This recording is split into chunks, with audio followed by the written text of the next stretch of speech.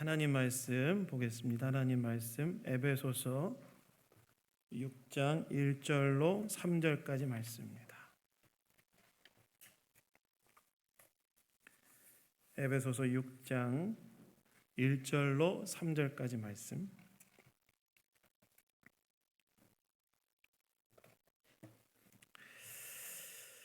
다 찾으셨으면 저와 몇 절 안 되니까요. 한 목소리로 합독하도록 하겠습니다. 에베소서 6장 1절로 3절 말씀 함께 합독하도록 하겠습니다. 시작. 자녀들아 주 안에서 너희 부모에게 순종하라. 이것이 옳으니라. 내 아버지와 어머니를 공경하라. 이것은 약속이 있는 첫 계명이니 이로써 내가 잘되고 땅에서 장수하리라. 아멘. 부모를 공경하라라는 제목으로 하나님 말씀 나누기 원합니다. 여러분, 오늘은 제 어버이 주일입니다. 어버이 주일. 제가 오늘 예배를 시작하기 직전에 이야기했던 것처럼 어버이 주일은 하나님 안에서 부모님들의 헌신과 사랑에 대해 감사를 표현하는 의미로 지키는 주일이 어버이 주일이에요. 근데 여러분, 사실 이 어버이 주일이 원래는 어머니 주일로부터 시작되었다는 사실을 아십니까? 원래 어머니 주일로 시작됐어요. 미국에 이제 웹스터라는 작은 마을이 있었는데 거기에서 이제 36년 동안 주일학교 교사로 헌신하셨던 애너 자비스 부인이라는 분이 계셨는데 이제 성도들이 그 여사를 잊지 못하고 돌아가시고 난 그 다음 해에 추모하는 추모식을 가졌습니다. 그런데 그의 딸이었던 안나가 이제 나와서 생전에 이제 어머니의 일화를 소개하는데 뭐라고 소개하냐면 이런 이야기를 소개해요. 어머니가 주일학교에서 아이들을 가르칠 때 부모 공경에 대해 가르치면서 어떻게 어머니의 사랑과 헌신에 감사를 표현할 수 있는지 그 방법을 생각했으면 좋겠다 라는 이야기를 했던 적이 있었다는 일화를 소개합니다. 근데 그 이야기를 듣고 그 자리에 모였던 사람들이 그 자비스 부인의 이야기에 이제 감동과 도전을 받아서 매년 한 번씩 어머니의 사랑에 감사하는 날을 정하자고 뜻을 모아서 공식적으로 매년 5월 둘째 주일을 이제 어머니의 날로 지키기 시작한 것이 어머니 주일, 어버이 주일의 시작이었던 거예요.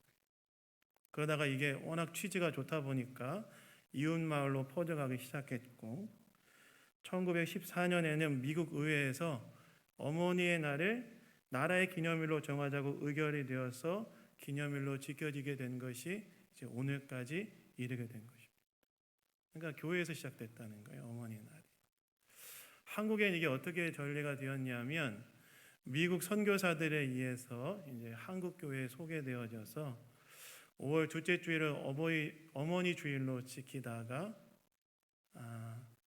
이승만 대통령 때 1956년에 나라에서 어떻게 기념일로 제정됐냐면 이승만 대통령 재임 중인 1956년 5월 둘째 주일을 어머니 날로 우리가 나라에서도 기념하여 지키자 했는데 마침 그날이 며칠이었어요? 5월 8일이었어요. 마침 그날이. 그래서 그때부터 이제 주일과 상관없이 5월 8일을 어머니 주일로 어머니 날로 지켜지다가 1960년대 이제 교회에서 어머니만 부모냐 아버지도 부모다. 그래서 1960년대 이제 어머니와 아버지를 합하여 어버이 주일로 지켰고 나라에서는 1973년에 모든 부모에 대한 감사를 표현한다는 의미로 어버이날로 계칭해서 이제 오늘까지 지켜지게 된 거예요. 그러니까 어버이 주일, 어버이날의 유래는 어디서부터 시작된 거예요? 교회에서 시작된 거예요. 교회에서. 어쨌든 이 어버이 주일은 하나님 안에서 부모님의 사랑에 대해, 부모님의 헌신에 대해 감사를 표현하면서 지키는 주일이라고 할 수 있습니다. 그렇다면 우리는 이 부모님의 사랑과 헌신에 대한 감사를 어떻게 표현해야 될까요? 부모님 저와 여러분의 생명의 전달자일 뿐만이 아니라 저와 여러분을 이렇게 성장하도록 희생하시고 헌신하신 분들 아니겠습니까? 그 부모님의 사랑에 대해 우리는 어떻게 감사와 사랑을 표현해야 되냐는 거예요. 오늘 이 에베소서 6장 1절부터 3절 말씀이 바로 이에 대해서 우리에게 이야기해 주고 있는데요. 오늘 이 말씀을 통해서 우리가 어떻게 우리의 부모님에 대해 사랑과 감사를 표현해야 되는지 이 어버이 주일 아침에 생각해 보기를 원합니다. 첫 번째는요, 부모님을 공경하라는 거예요. 부모님을 공경하라. 여러분 오늘 보면 2절을 보시면 사도 바울이 에베소 교회 성도들 향해 뭐라고 이야기합니까? 이렇게 이야기하죠. 내 아버지와 어머니를 공경하라. 이것이 약속 있는 첫 계명이니 이렇게 이야기합니다. 바울이 에베소 교회 성도들을 향해 이 편지를 쓰면서 부모님에 대해 자녀들이 어떻게 해야 된다고 이야기하고 있냐면 부모를 공경하라고 명령하고 있다는 거예요. 명령하고. 여러분이 아버지와 어머니를 공경하라는 이 말씀은 구약의 율법 중에 출애굽기 20장 12절 말씀 그리고 신명기 5장 16절 말씀을 인용한 거예요. 둘 다 뭐냐? 10계명 중에 5계명을 이제 진술한 내용들인데요. 내 부모를 공경하라 뭐 이런 뜻입니다. 다시 말해서 바울이 출애굽기와 신명기에 나오는 10계명 중에 5계명을 다시 인용하면서 에베소 성도들을 향해서 뭐라고 이야기하고 있냐면 너희 아버지와 어머니를 공경하라고 명령하고 있다는 거예요. 여러분, 이 공경하라는 말의 뜻이 무엇일까요? 공경하라는 말의 뜻. 공경하라. 여러분이 공경하라는 말의 이 사전적 의미는 뭐냐면요. 공손히 받들어 섬기다 이런 뜻입니다. 다시 말해서 공경하라는 명령은 부모를 공손히 받들어 섬기라는 그런 명령이라는 거예요. 물론 여러분 이 공경하라는 사전적 의미만을 가지고도 우리는 우리의 부모를 어떻게 대해야 되는지 알 수 있어요. 부모를 어떻게 된다고요? 공손히 받들어 섬겨야 된다는 거예요. 하지만 여러분 성경을 조금 더 면밀하게 들여다보면 이 부모를 공경하는 이 명령이 얼마나 엄중한 명령인지 알 수 있는데요. 여러분이 구약 성경에서 이 공경이라는 단어는 히브리어로 어떤 단어가 사용되어졌냐면 이 카베드란 단어가 사용되어졌어요. 카베드. 근데 여러분 이 카베드란 단어의 원래 의미는 무엇이냐? 무겁게 여기다 이런 뜻입니다. 무겁게. 그러니까 부모를 공경하라는 이 명령은 어떤 명령이냐면 네 부모를 무겁게 여겨야 된다라는 그런 명령이었다는 거예요. 근데 여러분 놀랍게도 이 히브리어인이 무겁게 여기다는 이 카베드라는 이 단어의 명령령, 누군가를 무겁게 여기라는 이 명령령은 구약 성경에 딱 4번밖에 안 쓰여져요. 근데 4번 중에 2번은 누구한테 쓰였냐면 하나님께 쓰였고 2번은 누구한테 쓰였어요? 부모한테 쓰였어요. 여러분 이 말은 어떤 말이냐? 이 말은 어떤 말이냐면 부모를 공경하라는 명령이 단순히 그 사전적인 의미, 부모를 공손히 받들어 섬긴다는 그 말로서는 다 담아내기에는 불충분하다. 구약에서 이 공경하라는 단어, 공경하라는 이 명령에 쓰여진 성경적 용례에 따르면 부모를 공경하라는 이 명령은 마치 어떤 의미냐면 마치 너희가 하나님을 무겁게 여기듯이 너희 부모를 무겁게 여겨야 된다. 이런 뜻이었다. 너희가 부모를 공경해야 된다라는 이 명령을 하나님께서 이스라엘 백성들에게 주셨는데 이 명령은 단순히 그냥 공손히 받들어 섬기다라는 그 사전적 의미로만은 만족되어지는 의미가 아니라 부모를 공경하라는 이 명령은 어떤 명령이냐면 마치 너희가 너희의 하나님을 중히 여기듯이 무겁게 여기듯이 너희도 너희 하나님을 너희 부모를 무겁게 여겨야 된다. 이런 뜻이었다. 여러분 사실 우리가 믿는 자로서 우리에게 가장 중요한 분, 우리가 가장 무겁게 여겨야 하는 분이 누구십니까? 저와 여러분이 믿는 자로서 가장 무겁게 가장 또 중히 여겨야 될 분은 누구세요? 하나님이시죠. 하나님. 우리 인생 전체에 걸쳐서 우리의 매일매일의 일상의 삶에서 우리가 가장 중하게 돼야 되는 분은 누구냐면 하나님이시지 않습니까?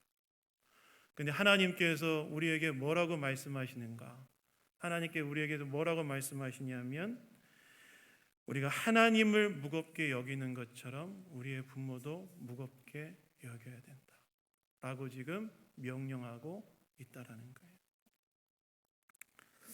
여러분, 우리가 십계명을 크게 이제 두 부분으로 나눌 때 일반적으로 여러분 대략 어떻게 나누죠?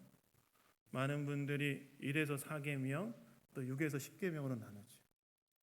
그래서 1에서 4계명은 하나님에 대한 우리의 의무의 계명이라고 이제 우리가 생각을 하고, 또 5에서부터 10계명은 이웃에 대한, 사람에 대한 우리의 의무의 계명이라고 이제 생각을 합니다. 근데 여러분, 유대인들은 그렇게 생각하지 않았대요. 제가 오늘 다시 이 본문을 연구하면서 여러 주석들을 이제 다시 살펴봤는데, 유대인들은 놀랍게도 하나님에 대한 우리의 의무에 대한 계명을 5계명까지, 부모 공경까지 보았다고 하더라고요.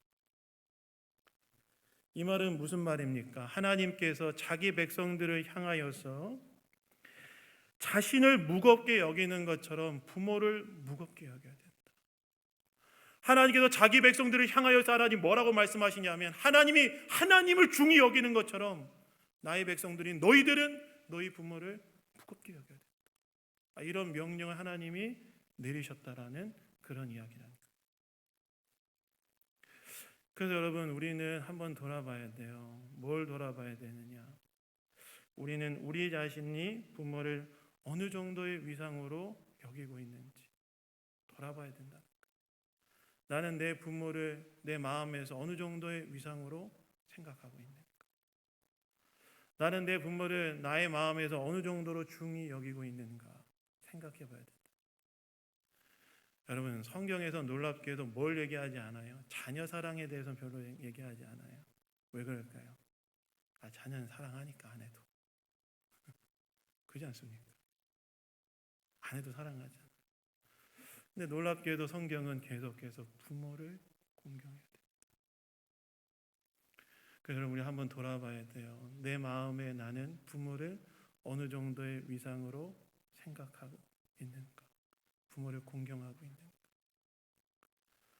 여러분, 나폴레옹이 폴란드를 공격해 들어가서 전쟁에서 승리한 후에 이 나폴레옹을 폴란드의 영주 한 사람이 자기 집에 초대를 했다고 합니다. 승전국의 황제를 이제 패전국의 영주가 자기 집에 초대를 한 거지요. 전쟁터에 나와 있던 나폴레옹과 그 신하들은 영주의 초대를 받고 성대한 대접을 기대하면서 이제 영주의 집에 갔다 그래요. 근데 예상했던 것처럼 성대한 식탁이 준비되어 있고 사람들이 앉을 수 있는 자리가 딱 마련되어 있었다고 합니다. 근데 영주가 이제 사람들을 이제 좌석에 앉히기 시작하는데, 나폴레옹 황제를 첫 번째 좌석도 아니고 두 번째 좌석도 아니고 세 번째 좌석에 딱 앉히고, 그 다음에 나머지 신하들을 앉히고, 그 다음에 가족들을 앉혔다고 그래요. 나폴레옹은 이 전쟁에서 승리한 승전국의 황제인 나를 상석에 앉히지 않고 세 번째 자리에 앉힌 것 때문에 상당히 불쾌하고 있었는데, 체면 때문에 말은 못하고 그냥 속에 부글부글 끓면서 이제 기다리고 있었는데, 마침 자기 신하가 이제 그 영주한테 얘기를 했대요. 뭐라고 얘기했냐면, 어떻게 대제국의 황제를 이렇게 대우할 수 있는가?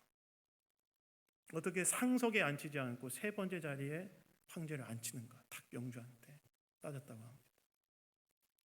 그러자 영주가 뭐라고 이야기했다고 하면 이렇게 얘기했다고 그래요. 나라에서는 임금인 황제가 최고로 높지만 우리 집에서는 내 아버지와 어머니가 제일 높습니다. 이 자리는 내 어머니와 아버지가 앉으실 자리입니다. 이 이야기 듣고 나폴레옹 황제가 딱 영주의 효성을 칭찬했다. 무슨 말일까요? 이 영주 안에는 부모의 위상에 대해 부모의 위상이 제대로 자리를 잡고 있었다는 거예요. 부모를 진실로 공경할 줄 아는 영주였다는 거예요. 마찬가지로 하나님께서는 우리가 어떤 자들이 되기를 원하시느냐? 하나님께서는 저와 여러분이 부모를 공경하는 자들이 되기를 원하신다는 거예요. 여러분, 제가 이 본문을 작년에도 연구했고 올해도 다시 연구했는데요. 제가 이 본문을 맞다할 때마다 참 은혜가 되는 게 있었어요. 여러분, 이 십계명 중에 십계명이 이 십계명을 여러분 하나님께서 누구에게 구체적으로 주신 건지 아십니까? 십계명은요, 여러분 아직 독립하지 않은 자녀들에게 준 계명이 아니었어요. 독립한 성인 자녀들에게 준 계명이었어요. 왜냐하면 여러분 마지막 10번째 계명이 뭐예요? 마지막 10번째 계명이 뭐냐면 내 이웃의 아내와 남종과 여종과 소나 낙이나 소유 중 아무것도 탐내지 말라고 말하고 있는데, 이건 뭘 전제로 하고 있냐면 이 십계명을 받는 자들이 어떤 자들이냐면 이미 배우자를 맞이하여 어느 정도의 소유를 재산을 가지고 있는 독립한 성인 자녀들을 전제로 하고 있는 것을 의미하는 계명이랍니다. 이 계명을 받고 있는 사람들은 어떤 사람들이냐면 이미 독립하여서 부모로부터 독립하여서 성인으로서 독립된 배우자도 있고 재산도 어느 정도 갖고 있는 자녀들, 지금으로 따지면 약 30대에서 50대 사이의 자녀들을 향하여서 준 계명이었다는 거예요. 근데 여러분 만약에 30대, 50대, 30에서 50대 사이에 성인 자녀들이 받은 계명이라고 한다면 이때 이들의 부모들은 어떤 상태였을까요? 어떤 상태였을까요? 늙고 병약한 상태. 지금이야 여러분 사회복지가 잘 되어 있고 노인복지가 잘 되어 있어서 많이 좋아졌지만 고대에서 노인들은 어떤 대상이었을까요? 경제적 효용성이 사라지면 때로 버려지는 대상이었잖아요. 고려장이라는 게 있지 않았습니까? 근데 여러분 하나님께서 자기 백성들을 향해서 뭐라고 이야기하시냐면 그런 부모, 늙고 병약하고 그래서 경제적인 효용성도 없어진 것처럼 보이는 그 부모를 어떻게 대하라고 말씀하시는 거예요? 공경하는데 어떻게 공경하라고 말씀하시는 거예요? 하나님, 너희들이 나를 무겁게 여기듯 늙고 병약한 부모들도 무겁게 여기듯 이 말씀하시는 거예요. 너희 부모가 약해졌다고 무시하지 말고, 너희 부모가 약해졌다고 짐스럽게 여기지 말고, 너희 부모가 약해졌다고 함부로 대하지 말고 오히려 네 부모를 마치 나를 무겁게 여기듯 무겁게 여겨야 된다. 하나님께서는 그렇게 부모를 공경해야 된다고 말씀하고 있다는 것입니다. 그래서 여러분 우리는 우리의 부모님들 어떻게 해야 될까요? 부모님들을 하나님께서는 우리의 부모를 어떻게 대하기를 원하실까요? 무겁게, 중하게. 그들의 형편과 상태가 어떠할지라도 무겁게, 중하게 하나님이 여기기를 원하신다. 제가 사실 이 말씀을 준비하면서 제 자신을 좀 돌아봤어요. 나는 내 부모를 공경하고 있는가? 어떨 것 같으세요? 못한다, 잘한다. 둘 중에 하나겠죠? 나는 내 부모를 어떻게 하고 있는가? 제가 못하는 걸 저는 알고 있습니다. 저희 어머니가 지난주 월요일에 병원에 입원하셨어요. 몸이 편찮으셔가지고. 제가 그날 그 얘기를 듣고 이제 그 다음날 새벽부터 제 마음이 너무 어렵더라고요. 전 사실 20대 중반부터 사역자의 길로 들어섰거든요. 20대 중반부터. 그러니까 지금 한 20년 정도 사역자로 살았어요. 사역자로 살았을 때 처음에 제가 받았던 페이가 얼마였냐면 80만 원 받았어요. 그러면 11조 떼고 선교금 떼고 자취방세 내고 나고, 제가 청년 사역했기 때문에 맨날 청년들 사 먹이고 어떻게 사는지 모르겠어요. 제가 전임 교육자로서의 사역을 시작할 때 처음 받았던 페이가 170만 원이었어요. 그때 우리 4가족이었어요. 그러면 11조 떼고 헌금 떼고, 참 돌아보면 참 은혜예요. 제가 돌아보면 빚지지 않고 살았던 거 2가지 때문이다. 하나님 은혜와 우리 아내의 그 어떤 그 운영 능력이다. 제가 이렇게 생각을 하는데, 그러니까 제가 하나님의 은혜로 경제적으로 부족한 부분을 체험받고 살았지만 그걸 빚지지 않고 살았어요. 지금까지 살면서. 근데 넉넉하지는 않았기 때문에 제가 뭘 늘 생각하지 못했냐면 부모님께 뭘 잘 해드려야 된다는 생각을 잘 못하고 살았어요. 이번에 어머니가 딱 편찮으시면서 제가 제 자신을 돌아보니까 부모님께 해드린 게 없는 거예요. 어머니께 해드린 게 없는 거예요. 그래서 제가 내가 오늘 이 어버이 주일에 부모를 공경하라는 이 설교를 해야 될 텐데 내가 과연 이 부모를 공경하라는 설교를 할 수 있을까 이런 생각이 딱 들더라고요. 근데 저희 어머니가 어렸을 때부터 저한테 했던 말씀이 있어요. 그게 뭐냐면 이런 말씀을 했어요. 저희 어머니 했던 말씀에 입은 삐뚤어져도 말은 바로 해라. 늘 이런 얘기 하셨어요. 입은 삐뚤어져도 말은 바로. 제가 이 어머니의 말씀과 제가 목사로서 하나님의 말씀에 그래도 부족하지만 이 말을 하기에 제가 제 자신의 삶으로는 부족하지만 그럼에도 불구하고 목사로서 하나님 말씀에 의지하여 다시 한번 말씀을 드린다면 여러분의 부모를 곱게 여기십시오. 여러분의 부모를 무겁게 여기세요. 중히 여기세요. 공경하세요. 늙고 병약하여 힘이 빠지는 부모들이라 할지라도 하나님 뭐라고 말씀하세요? 그런 부모를 더 무겁게 여겨야 됩니다. 사랑하는 여러분, 저와 여러분의 부모를 공경하고 있습니다. 저와 여러분의 부모님에 대해서 부모님을 무겁게 여기고 있습니까? 하나님께서는 우리의 부모를 무겁게 중히 여기기를 원하십니다. 이 어버이 주일에 우리가 다시 한번 부모님이 하나님께로부터 준 가치, 부모님 얼마나 귀한 분들이에요. 저와 여러분의 생명의 전달자들 아니에요. 저와 여러분 어떻게 여기에 존재합니까? 물론 우리의 생명을 궁극적으로 주시는 분은 하나님이시지만 부모를 통해서 우리가 생명을 이어받아 생명을 전달받아 지금 여기에 있는 거 아니겠습니까? 그리고 부모님이 어떻게 해요? 부모님이 저와 여러분을 위해 평생 희생하고 헌신했잖아요. 제가 어머니 입원하셔가지고 이제 목요일 날 이제 어린이날이었는데 병원에 갔어요. 어머니 뵈러.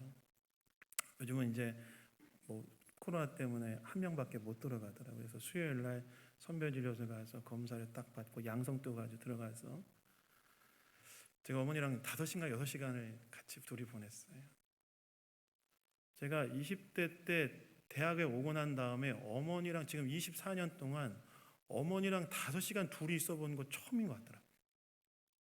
여러분 그렇지 않으세요? 독립하고 나서 어머니랑 둘이 저만 그런지도 모르겠지만 여러분은 다 잘하셔서 그런지 모르겠지만 처음이더라고요. 어머니가 이런저런 얘기 많이 했어요. 근데 어머니가 딱 나오실 때 저한테 했던 말, 제가 이제 다 끝나고 이제 집에 돌아가야 되니까 나올 때 저희 어머니가 저한테 뭐라고 한 줄 아십니까? 어머니 몸이 좀 안 좋으신데 어머니가 저한테 마지막에 했던 말씀이 뭐였냐면 이렇게 얘기하시더라고요. 이제 바쁜데 오지 마 그러시더라고요. 참 제가 속으로 참 바쁜데 본인 몸이 지금 너무 아프신데 끝까지 자식 생각하는 거죠. 우리가 그런 부모의 희생과 사랑을 받은 자들로서 우리가 부모를 어떻게 여겨야 되느냐.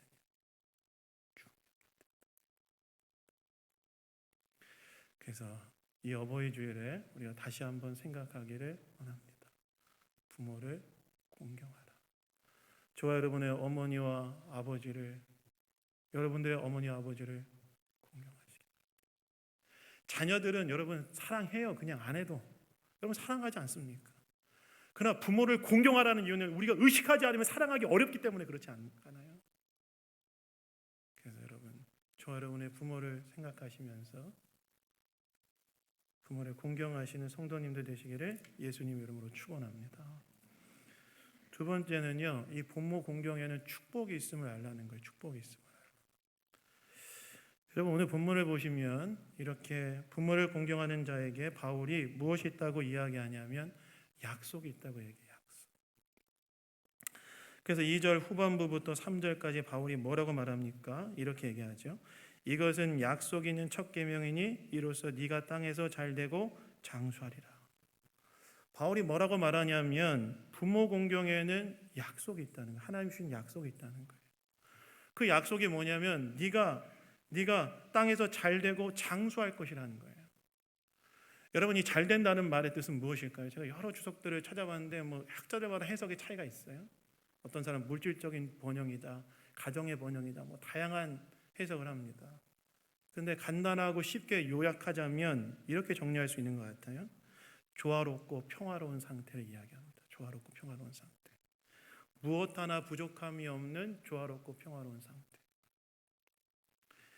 그 장수한다는 말은 무슨 말입니까? 장수한다는 말은 생명의 날수가 길어진다는 말이죠. 그러니까 지금 바울이 네가 부모를 공경하면 너에게 약속이 있는데 어떤 약속이 있다고 지금 이야기하냐면 조화롭고 평화로운 상태에서 긴 생명의 날수를 누리게 하신다는 거예요. 여러분이 얼마나 큰 축복입니까? 조화롭고 평화로운 상태에서 긴 생명을 누리며 산다는 건 얼마나 큰 축복입니까? 근데 여러분, 이 말은 단순히 부모를 공경하는 개인에 대한 축복만을 의미하지 않아요. 여러분, 이 약속은 개인의 축복을 의미하는 것이 아니라 그 가정과 가문이 하나님의 축복을 받는 축복 공동체가 된다는 뜻이에요. 왜 그럴까요, 여러분? 한번 생각해 보십시오. 만약 내가 부모를 공경해요. 그러면 여러분, 내 자녀들이 뭘 볼까요? 부모를 공경하는 나를 축복하는, 하나님이 나를 축복하는 걸 보겠죠. 그럼 자녀들이 그걸 보면서 뭘 생각할까요? 부모를 공경하는 우리 부모님을 하나님 축복하는 걸 봤으면 자녀들이 뭘 생각할까요? 부모를 공경하지 말아야지 생각할까요? 여러분 다 좀 깨어 계시죠? 자녀들이 뭘 보겠어요? 나도 부모를 공경해야 되겠다 생각하지 않겠습니까? 그러면 내 자녀들이 장년이 되고 내가 노년이 되었을 때 부모들이 뭘 할까요? 그 장년이 된 자녀들이 부모를 공경하겠죠. 그러면 자녀들의 자녀들이 뭘 볼까요? 자녀들의 자녀들이 부모를 공경하는 우리의 부모를 하나님 축복하는 걸 보겠죠. 그러면 이 자녀들의 자녀들이 또 장년이 됐을 때 부모를 공경하지 않겠습니까? 근데 나는 어떻게 하고 있어? 지금 나는 장수하고 있어요. 그럼 나는 뭘 볼까요? 하나님이 축복하시는 우리의 가문을 보는 은혜를 누린다는 거예요. 부모 공경이라는 것이 그저 단순히 개인의 축복에만 머무르는 것이 아니라 부모를 공경하는 그 가족 공동체를 하나님이 어떻게 만드시냐면 하나님의 축복을 받는 축복 공동체로 바꿔내신다는 거예요. 그 놀라운 약속이 여기 있다는 거예요. 하나님이 뭘 이야기하고 계시냐면 부모를 공경하는 너희, 네가 부모를 공경한다면 내가 너에게 축복을 줄 텐데 그 축복을 누가 보냐면 너희 자녀가 보고 너희 자녀의 자녀가 보고 너희 생명은 장수하여서 너희 가문이 하나님의 축복을 받는 공동체로 세워지는 것을 보게 될 것이다. 이 얼마나 놀라운 약속의 말씀입니까? 그런데 바울이 지금 이것을 재인용해서 신약시대의 성도들에게 이야기하고 있는 거예요. 바울이 에베소서에서 이것을 재인용하면서 신약시대의 에베소 교인들을 향해서 다시 이야기하고 있는 거예요. 이 말은 어떤 말씀입니까? 이 말씀이 여전히 신약시대에도 유효한 말씀이다. 너희 부모를 공경하면 하나님께서 너희 가문을 부모 공경 가족 공동체를 주님 축복하는 주님 축복 가족 공동체로 만드실 것이다. 부모를 공경해라. 이 이야기를 하고 계시다는 겁니다. 그래서 여러분, 우리가 알아야 됩니다. 부모를 공경하면 가정이 축복을 받는다. 따라해 봅시다, 여러분. 제가 문구를 하나 만들어 왔는데요. 좀 올드해도 한번 들어보세요. 자, 부모 공경 가족 공동체는 아침 안 드시고 오셨죠? 저도 주일 아침에 아주 간단하게 뭘 먹고 와가지고 배가 고픈데 이해는 합니다만 참 어쨌든 여러분, 주님 축복 가족 공동체가 된다. 네, 다시 한번 부모 공경 가족 공동체는 주님 축복 가족 공동체가 된다. 어렵지 않죠? 라임이 있습니다, 여러분. 라임이 부모 공경, 주님 축복, 가족 공동체, 어렵지 않죠? 저도 헷갈리네요. 부모 공경, 가족 공동체는 주님 축복, 가족 공동체가 됩니다. 약속이 있다는 거예요. 약속. 여러분, 하나님만큼 약속 잘 지키시는 분 어디 계십니까? 우리는 신실하지 않아도 하나님은 신실하시죠. 하나님께서 아브라함과 약속을 맺으실 때 동물의 그 재물을 반으로 쪼개시고 난 다음에 어떻게 해요? 하나님만 지나가세요. 원래 그 약속의 의미는 동물의 사체를 반으로 쪼개놓고 언약의 당사자 둘 다 지나가게 하거든요. 그래서 언약을 지키지 않으면 이 동물처럼 반으로 쪼갤 것이다 했는데 하나님 아브라함은 지나가게 하지 않으시고 자기만 딱 지나갔어요. 약속을 지키겠다는 거예요. 네가 나한테 신실하지 않을 때도 난 너한테 약속을 지킬 거야, 이런 뜻이에요. 하나님만큼 약속 잘 지키시는 분이 어디 계십니까? 그런데 하나님께서 부모 공경하는 가족 공동체를 주님 축복하는 가족 공동체로 만드실 것이다. 그래서 여러분, 부모 공경하십시오. 하나님의 축복의 약속이 거기 있습니다. 내 가정이 정말 주님 축복하시는 공동체로 세우고 싶으시다면 여러분의 부모님을 공경하세요. 그럼 우리는 어떻게 부모를 공경해야 될까요?